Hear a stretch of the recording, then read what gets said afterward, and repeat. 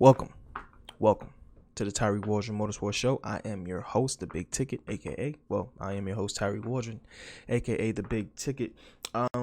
This is the Tarig Motorsports Show podcast, whatever. It's a weekly motorsport podcast that covers a different range of motorsport, basically every genre that you could possibly think of. Obviously, it's only the genres that I watch, or it's only the genres that I'm interested in talking about at that time. This is just giving you recaps and insights about the motorsport world. You know, the date in which I'm recording this is Wednesday, June 9th, 2021. And topics today will mainly just revolve around the Azerbaijan Grand Prix, as well as the Catalan GP with MotoGP. Now, I mean, there's plenty of other stuff that I could talk about, but I'm a little short on time, and this is pretty much what I really wanted to cover in general. Anyway, I mean, there was also Extreme E, but hey, I can't talk about everything all the time. Now we're moving to, a little bit of the quick bites, which was just simple. The IMSA is coming to going to the Detroit GP. Not only IMSA but also IndyCar. They're going to be doing basically a doubleheader. IMSA races on Saturday and the IndyCar races on Sunday. To anyone that's attending, to anyone that's checking that out, definitely make sure you have a good time. Make sure you enjoy it. Me personally, I'm going to be there on Saturday because I would love to see the IMSA race. That's going to be about an hour 40, 2-hour race, while the IndyCar race is only going to be about an hour or so. IMSA race is usually longer. It is an endurance race, and I would love to check it out. And also, I'm not sure if Roman Grosjean is going to be there. I'm pretty sure he's going to be there. So if you want to see him and you're in the area, definitely check it out. But stepping away from that, I'm going to go ahead and just talk about the Azerbaijan Grand Prix, shall we? What a race, first of all. That's what I want to say. What a race. Going into it, it's the qualifying set a different standard and a different system for what I was necessarily expecting, simply because, going into that, so many different things happened in the qualifying and the free practices, which was even more of a staple of like, wow, this race is going to be interesting. Now, the reason I say that simply is because, going into it, Charles Leclerc was on pole. All right. But I'm going to discuss Q1, Q2, Q3. You know what I'm saying? So obviously I got my notes in front of me. You know what I'm saying? If you are watching this on YouTube, or no, if you're listening to this podcast, head on over to youtube.com, search up Tarig Waldron Motorsports Show. There will be a link in the description. Click that boy or highlight it, paste and go, whatever. So that you can actually check into the video version of this podcast, where you get to see my pretty face. But stepping away from that, like I said, Q1. Now, it was stopped early with a crash from Lance Stroll at turn 15. And then after that, it was a green flag. And then Sergio Verstappen and Sergio Perez take the 1 and 2 spots in Q1. Antonio Giovinazzi caused the second red flag at turn 15, just like how Lance Stroll crashed. And then Hamilton came into P1, which is pretty much how you expect it to go. Hamilton P1, Verstappen P2, Perez P3. They got it. Or Valtteri sometimes. Now moving from that, we go to Q2, which was Perez. He set the pace easily. Leclerc and Sainz followed, and Verstappen took the top spot, and then Yuki Tsunoda took a surprising P4, which was impressive to see. I'm not even gonna lie, I didn't expect him to be up that far, but he was. Ricardo, he brought the third red flag when he locked up and hit the turn 3 barriers, and then we're into Q3. Excuse me. Now Q3, Leclerc, he pulls off a P1 time, which was like that 112 something, I believe, or 140 something. I don't know what exactly the time was. And then Hamilton comes in at second and Verstappen third. Pierre Gasly jumped to P4 with his single run strategy. My man Pierre Gasly, he's the dude that I just rock with. I'm Mr. Consistent. Y'all know me. Y'all know I call him that all the time, Mr. Consistent. If you're a regular listener. And Bottas's bad luck continues as he was not even able to complete a lap to get out of P10 due to Yuki Tsunoda and Carlos Sainz going off independently at at turn 4. They both had their own issues and whatnot, and that caused another red flag, which kept him from being able to start up again and finish off that lap. Now that was just the qualifying, simply because I had to make sure that we understood that people were having difficulties. There were a lot of crashes, a lot of red flags, a lot of stoppages, and that during the race people were either going to have to hold back or something of that nature. Now let's talk about the actual race, shall we? Whew. The grid of this race is the first thing I want to talk about, because if you're watching, right, and you see the starting lineup, which has Hamilton P2, Leclerc P1. After that is who was next? Verstappen. Then you have, of course, Pierre Gasly. Man, that's a totally different changeup from what you normally expect. Normally, what do we normally get? Hamilton, Verstappen, maybe Valtteri, and then maybe like a McLaren or something like that. I didn't expect Pierre to perform so well, but he did. And he got himself that P4, which was, in my personal opinion, remarkably impressive. Then, of course, the actual race begins. Leclerc, he comes off the line smoking. All right, he gets that whole shot. He comes out in first place, but that didn't last long, of course, because we know, 2 laps later, here comes Hamilton pulling off that toe. He didn't even need DRS, as I forget the announcer's name, but as the announcer had to fully mention that he didn't need DRS, and it was great. Hamilton took that lead. And then Verstappen gets by Leclerc, and also Perez gets by him in lap 6, and they all just zoom past Leclerc very seemingly way too easily. And within a span of a lap, Leclerc was out of podium contention, as the announcer mentioned, honestly. And then there were some great strategy movements and some pit stop issues that got Perez and Verstappen ahead of Lewis Hamilton. When Lewis had went into the pits, he went in pretty good. The change was good, but he had to wait because there was pit lane traffic, which caused him to waste, I think, another like 2 seconds or 2.4 seconds or something like that, which is an eternity when it comes to Formula One. And he was honestly held back because of that. And then, of course, that allowed Verstappen and later on Perez to come through and get past him, and he lost those positions. Now, there was a yellow flag in lap 31. Lance Stroll lost grip crazy. I don't know what that was, but he lost a ton of grip, and from there he was rotating and trying to catch it, wasn't able to, spun out, crashed into the wall. I'm glad that he was moving around and he was okay, but man, oh man, what a hit. I'm glad he's okay. That could have been worse than what it was. But then we continue moving forward, though. Right? There's obviously a red flag. They have to get, Lance's vehicle and all that stuff out of there and make sure he's good and everything. And then race restart. Sebastian Vettel, or Vettel, whatever. Pushing up through positions. I mean, just going through it, which was, in my personal opinion, fantastic to see. Because I tell you, I'm hoping he continues this for the next race, man. Because not only did he do something great in Monaco, he did great in Baku. Okay, this is what I'd be expecting from him. Simply because, like, at the beginning, I had made predictions saying that I want him to get to the point where he can, I don't know, have some points, have some contention, be who he used to be a little bit. You know what I'm saying? And really go in there and get good points, and just shake it up a little bit. Don't let McLaren get third. You know what I'm saying? Like, obviously Lance Stroll did not finish, but Lance has had a fairly impressive run so far. He's stayed within, I think, top 10 to top 15 usually. So I mean once you're out of the top 10, you get no points, but I think Lance has stayed within contention, and he's decent with it. So therefore I think that it comes in imperative that he's able to do what he does. It's great to see. But going back to Sebastian, he pulled off some back-to-back great things. And of course he came in P2, second place for the people who don't know. And man, well deserved, well fought. But I still want to talk about this race as we continue. Like I said, the race, Sebastian, he was pushing through positions, going at it.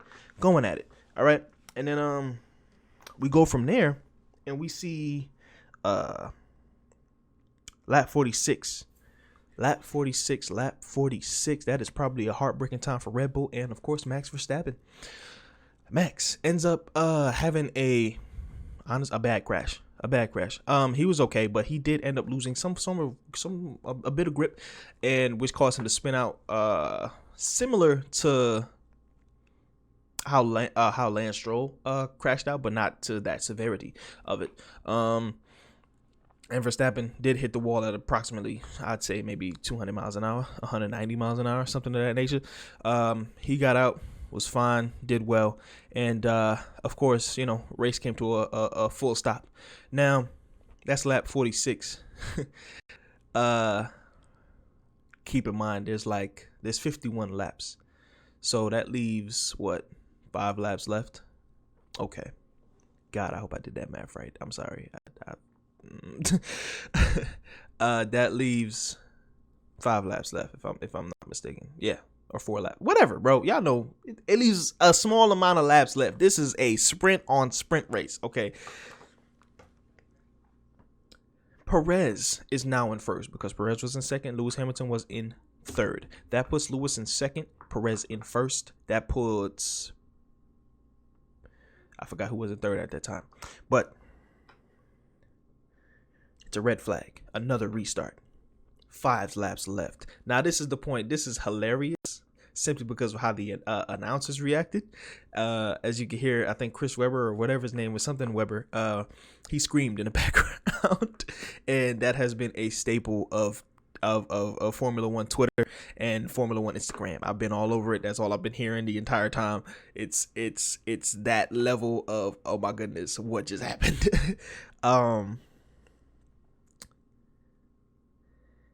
You could see the smoke coming from the tires, coming from the brakes of these guys. Everyone's going high speeds, getting high braking pressure. All it's just, everyone was aggressive, especially in Baku, where it's those long straights and you have so much speed that you can attain and get to. You could really reach that top speed on several straights. Well, on a few. And race restart. Perez tries to cut off Hamilton, but Hamilton is able to get away pretty well. And then, of course, we come to the first turn. Now, if you have watched any type of Formula One, you know fully well what the hell I'm talking about. This was a groundbreaking moment when the second, when the second most likely championship leader, when the 2 championship leaders are out of the race now, as Lewis and Hamilton went straight on turn 1 when his brakes locked up and he wasn't able to turn into turn 1 and he had to go straight in order to escape. What a race. Just based off of that right there. This shows the clear unpredictability of what F1 is. And Baku was perfect. We were able to see so many different things happen. A different shakeup, a different level of racing. Granted, the Red Bull still did come in the top 3. I don't think that's avoidable. But man, the unpredictability that this race had was just was immaculate. Couldn't be matched by anything else. Couldn't be. And of course, we see Perez. He continues on. He's in first place right now. Then we move away and we see Sebastian Vettel. He's coming in, taking up positions. He grabs second, right?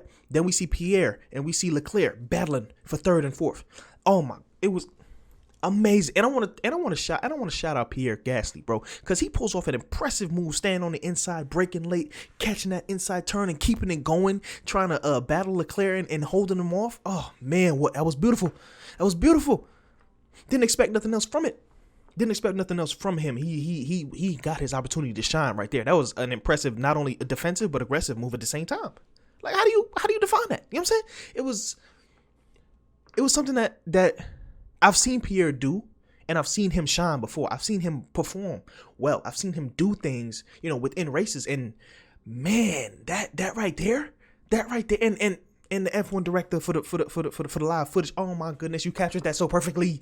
Props to you. I mean, aside from Monaco when you messed up with Lance Stroll and whatnot, and that became a meme for the next 2 weeks. But Props to you showcasing that action right there. And not only, oh man, it was just a straight sprint to the finish.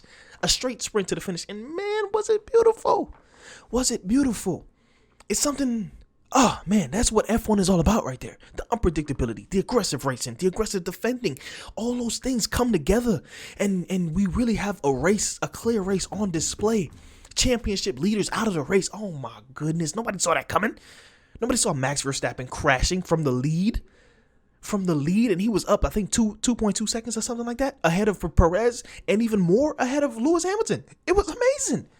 You don't expect to see that in an actual F1. You don't expect to see the leader just crash out off of nothing, off of rip. You know what I'm saying? Usually there's some other issue. There's another driver that hits him, or they're battling with for first or something like that, and that causes the issue. But not a straight out going in first with just a few laps left and they crash. Oh man, heartbreaking conditions that can happen in F1. That was perfect. Baku, you are perfect. Granted, you haven't been perfect before, but you were perfect this year. For 2021, you were perfect this year. Where am I? Yes. Now, I was on the moves with Gasly. Pierre Gasly, he pulls off some nice moves. Beautiful moves to get in front of Leclerc. And of course, Lando Norris was trying to do the same thing too. But I think Leclerc was able to defend against Lando fairly well, which was pretty good in my opinion. I did ask y'all what predictions you would have. I asked on TikTok. I asked on YouTube too, on the YouTube shorts. I asked what would y'all think, what do you guys think would happen? A lot of people wanted to see Leclerc grab that podium. A lot of people. And I knew fully well he would be battling with Pierre, and he would be battling with Pierre for third place. I knew that shit was gonna happen. I was like, y'all want to see Pierre come in? I think Leclerc is gonna be battling with Pierre for third place. And sure enough, what happened at the end of the race? They were battling like a mug. Obviously, some people had their other predictions as well, and they were right to a certain extent until different things happened, crashes happened, and that just goes into the unpredictability of F1. Now, obviously, Lewis Hamilton and Max Verstappen winning, that's a safe bet. Didn't happen, but it was a safe bet. Obviously, that's why I didn't really go into that. I just say, hey, man, I know one of them might catch the W, but what I really want to see is the battle between Leclerc and Gasly, and sure enough, that's what I got. Granted, it only happened at the end, and it was a straight up mad dash for the finish line, but man, that was a good race. And that's it. Sergio Perez catches the W. Sebastian Vettel, or Vettel, however you say his name, I'm not his father, comes in second place. Props to you. A round of applause for sure. You deserve it.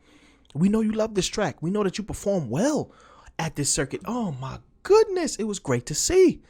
And of course, he was wishing Sergio a Merry Christmas at the end. That was just comedy. But man, what a good race. In my personal opinion, that was an astounding race, a race that I think deserves way more praise, because that was beyond perfect. Hold on, let me just fix this light real quick. All right, yeah, that was beyond a perfect race, in my personal opinion. I enjoyed it. I thoroughly enjoyed this race. Now, and the mad dash at the end, that's like a go-kart sprint race right there. That was fantastic. You got to see people really either be desperate or go into another level of, I'm great. Like Pierre pulled that off wonderfully. Good moves, handling business. Oh man, it was perfect. And of course we had Sergio, and then we had Sebastian, who came in.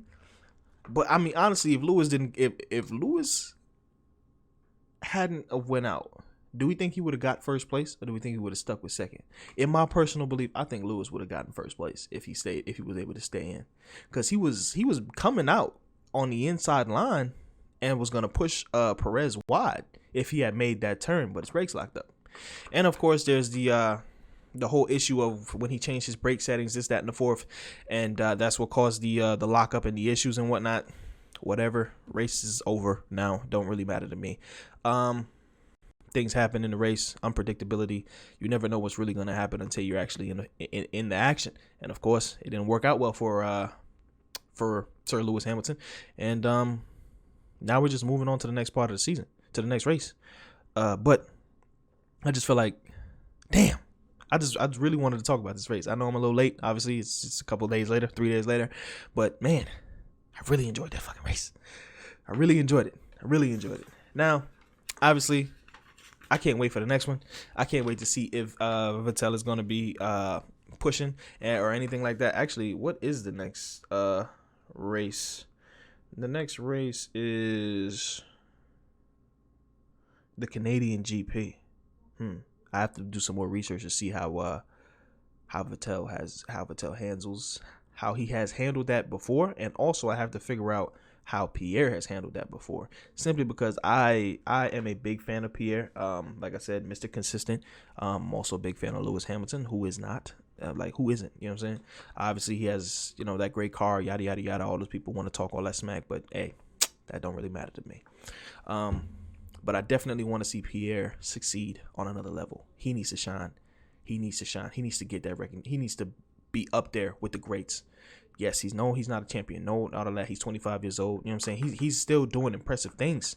He's still doing impressive, and he's staying consistent like a mug. I believe him and Lando are going to be. That's where their rivalry is going to be. I feel it. I feel like maybe later on in the season, I feel like that's where the rivalry is going to be between him and Lando, as they progress, because Lando has done remarkable things so far this year. He's held pretty decent positions. He's brought points damn near every race. And also Pierre has Mr. Consistent, you know what I'm saying? Mr. Consistent all the way through. And he has brought points to the team, to AlphaTauri. So definitely two consistent people who I think are improving year by year, of course. And of course are going to shake up the point system, because now we have different points in the constructors title. It all depends on their teammates, Ricardo, and of course, who is the teammate of Pierre? I don't know. Whatever, but the teammates need to perform just as well. Obviously, Daniel Ricciardo, he's Daniel Ricciardo. The man has some skill. He has a reputation behind him. I know he could do well. It all just depends on him getting used to McLaren and pushing the car and doing the things that he likes that he wants to do. Simple. But stepping away from Formula 1 though. We're moving to the MotoGP, Catalan GP. I said that way too fast. The Cirque de Barcelona, Catalunya, whatever you want to call it. Catalan GP. I got my notes here. So, firstly, something that I'm a little upset about. Rins' bad luck continued, as he was not able to even partake in this race. Rins, I love you. I want you to succeed. I need you to regroup. I need you to get a comeback. I need you to get some points, man. It shouldn't be like this. It shouldn't. And he didn't even get hurt in a race and like that. He got hurt on a bicycle. Okay. Hand injury, arm injury, whatever it was. I think it was a wrist actually. And he was not able to race in the Catalan GP, which is if you want to just rock with me, that's the 5th DNF in my personal opinion. Of course, it's 4 DNFs and the DNS did not start. But damn, man, out of the race. Okay, got to rely on Johan Mir or Joanne Mir, however you say his name. Not their parents. I love Suzuki, if you didn't realize. He had an impressive go at it. I'm not gonna lie to you. He had an impressive go at it, Johan Mir. But let's talk about the race, shall we?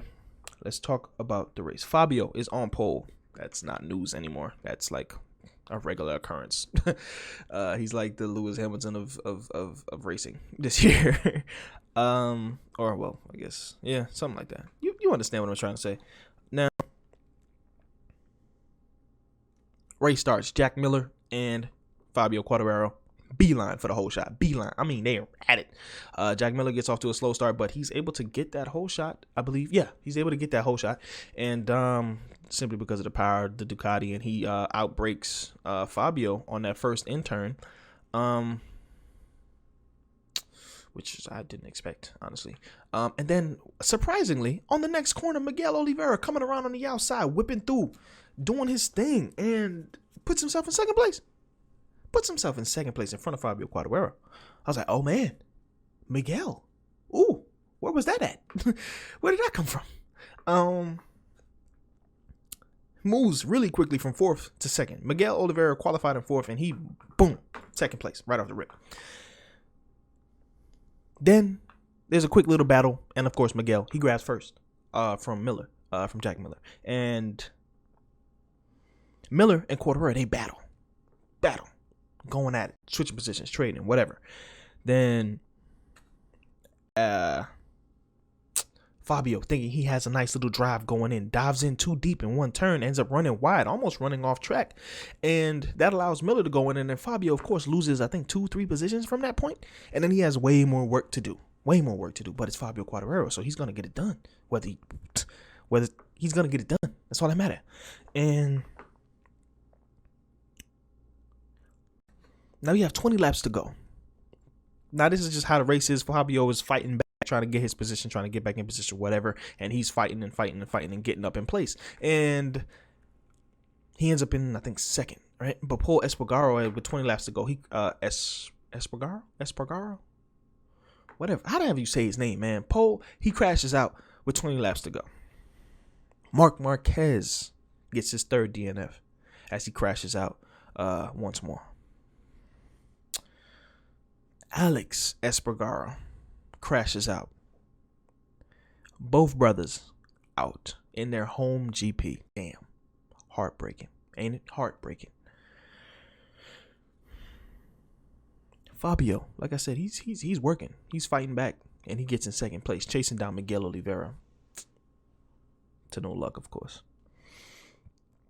Then we have Rossi. Crashes out. He was in last place anyway, but Valentino Rossi, the legend, crashes out. Then it's Iker Lecuona. He crashes out. That's Paul, Mark, Aleix, and Lecuona, and Valentino. 5 riders out the race in the span of, I think, 5 laps. Damn. The fuck happened? At least you could have, it was finished. But Fabio had some sort of problem and with his leathers, and apparently they were open, and he ended up removing his chest protector and this, that, and the fourth. We're going to talk about that at the end, because I believe he should have gotten a black flag for that. That's a clear safety issue. He should have been disqualified. Whatever. He was given a 3-second penalty. With that, he just had to take the penalty lane. I don't really know how to describe it. It's just a quick. It's similar to the Joker lane in Rallycross. If you guys know what I mean by that, it's similar to the Joker lane, where you have to take it at some point within the race, and it like negates like 2-3 seconds or so in competition. It's basically, and if you don't do it, you get a penalty. But in MotoGP, if you get a penalty, you do it. That's what it is. That's called a drive-through penalty, I believe. Something like I don't remember. It's something of that nature. But Johan Zarco, he tries to fight for first with what's his name? With Miguel Oliveira. He tries to fight for first with Miguel Oliveira. To no luck, of course. And Fabio ends up being put in 3rd because of that 3-second penalty drive-through lane. Jack Miller was not catching Miguel. Don't get me wrong, he got close at one point. He was able to make a few moves that might have put some pressure on Miguel's back, but not enough to where he was actually going to do anything with it. The only real spot he could have done it or could have had it been successful was turn 10, but he wasn't close enough.